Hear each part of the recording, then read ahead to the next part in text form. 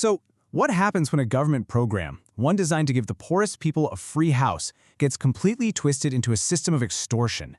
That's what we're breaking down today, how a simple promise of shelter turns into a shakedown, right at the village level. And this single question, it frames the entire problem we're looking at, doesn't it? I mean, think about it. If the most basic safety nets, like housing for the poor, aren't safe from corruption, then what is? All right, so our story kicks off in the West Garo Hills of India. This is where a whistleblower, a man named Bernard Marak, exposed a really troubling practice. And this wasn't just some minor issue. It was a system that was directly hurting the region's most vulnerable people. Okay, so to really get how the scam works, you first have to understand the promise behind it all. The program at the heart of this is called the Pradhan Mantri Awas Yojana-Gramin, or PMAY-G for short. And its goal? It's simple, and it's noble. Build homes for the rural poor. That's it. Now, here's a really key detail. The central government puts up 1.3 lakh rupees. That's 130,000 rupees for every single house.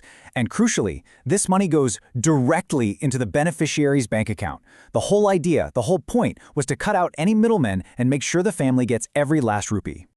And the system is supposed to be totally fair, right? People who get the houses aren't just picked by some local leader.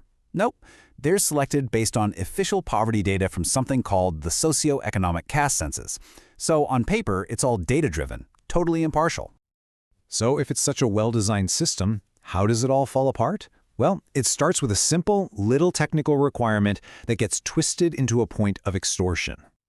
Okay, so before any money can be released, the location of the new house has to be verified using GPS. It's called geo-tagging. It's mandatory, yeah, but it's literally a 5-minute task. And the government is crystal clear on this. This service is supposed to be 100% free for the family. And right here, this is where you see the huge gap between the promise and the reality. The promise is a free, simple step to get your money, but the reality on the ground? Villagers are forced to pay a 2,000 rupee fee. And let's be clear, this isn't optional. This is the ultimatum the villagers get. It's not a request for a tip, it's a threat. Pay up or your house won't be geotagged and you won't get your money. Simple as that. If they don't pay, the official just doesn't do the 5-minute task. The system never registers the house and the family gets absolutely nothing. They are completely and totally trapped.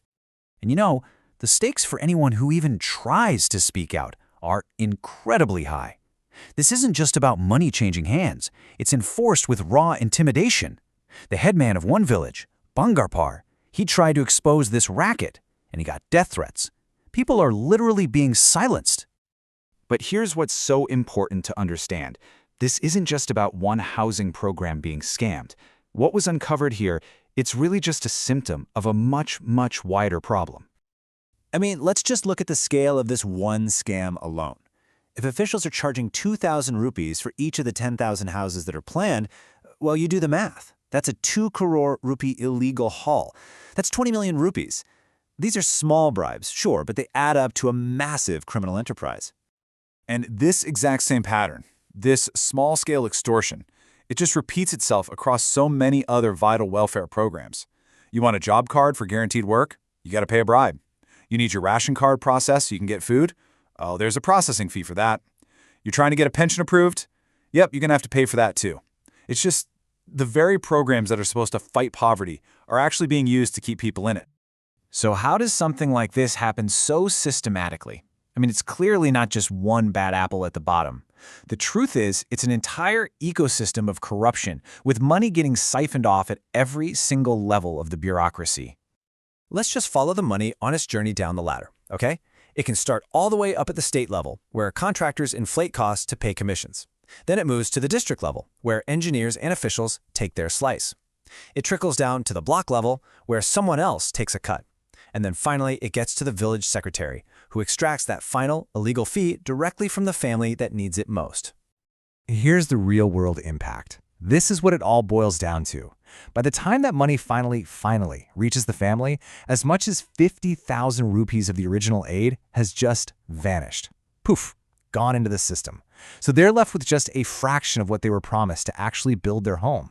Which brings us to, I think, the most critical question in all of this.